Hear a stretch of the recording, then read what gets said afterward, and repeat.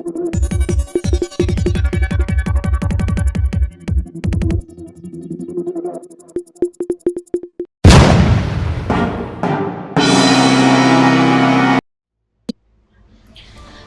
पवारांनी अल्पसंख्याक समाजासाठी अनेक योजना राबविल्या. त्या योजनांचा लाभ अनेक बांधव घेत आहेत. भविष्यात अल्पसंख्याक समाजाला आरक्षण देण्यासाठी अजित पवार पुढाकार घेतील.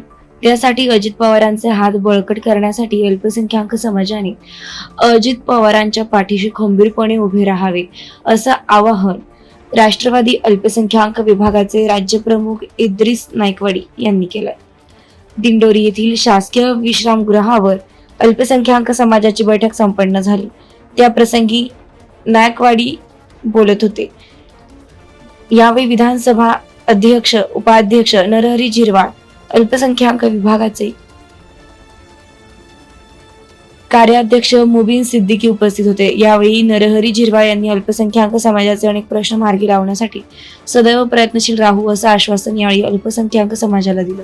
यावेळी माजी सभापती सदाशिव शेळके, तालुकाध्यक्ष राजेंद्र उफाडे, तालुका उपाध्यक्ष विष्णू संधान, माजी जिल्हा परिषद सदस्य प्रकाश वडजे, कैलास मवाळ, रमेश बोरस्ते, मनोज शर्मा, माधवराव साळुंके, युवक तालुकाध्यक्ष कृष्णा मातेरे, अविनाश जाधव, नरेंद्र पेलमाहाले, अस्करी बेग मिर्झा, सलीम मिर्झा, खलील शेख, जहीर शेख आदींसह अल्पसंख्याक समाजाचे पदाधिकारी व कार्यकर्ते उपस्थित होते. बागला वृत्तांतासाठी बाळासाहेब वसवले.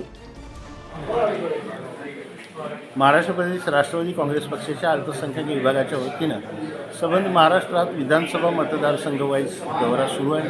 कार्यकर्त्यांच्या बैठका घेऊन कार्यकर्त्यांचे प्रश्न जाणून घेणं आणि त्यांच्याकडे अजितदादांनी सरकारमध्ये सामील झाल्यानंतर जे अल्पसंख्याक समाजासाठी केलेले निर्णय आहेत आणि जे होणार आहेत, जी अपेक्षा आहे, ती सगळी एकत्रित करून त्या ठिकाणी कार्यकर्त्यांना त्यांचं माइंड फ्रेश करून कामाला लावणं हा या दौऱ्यामागचा, या बैठकीमागचा उद्देश आहे. आणि तो जवळपास फार चांगल्या पद्धतीने सफल होतो आहे. चांगला प्रतिसाद प्रत्येक ठिकाणी आज मिळतो आहे, हे मला सांगायला आनंद आहे. आणि त्यामुळं अजितदादांनी अल्पसंख्याक समाजाच्या संरक्षणासाठी, शिक्षणासाठी आणि आझाद महामंडळासारख्या बळकटी करण्यासाठी, मार्टीसाठी म्हणून जे काही प्रयत्न केले ते लोकांच्यापर्यंत पोहोचवण्याची जबाबदारी आम्ही घेतलेली आहे आणि ते लोकांच्यापर्यंत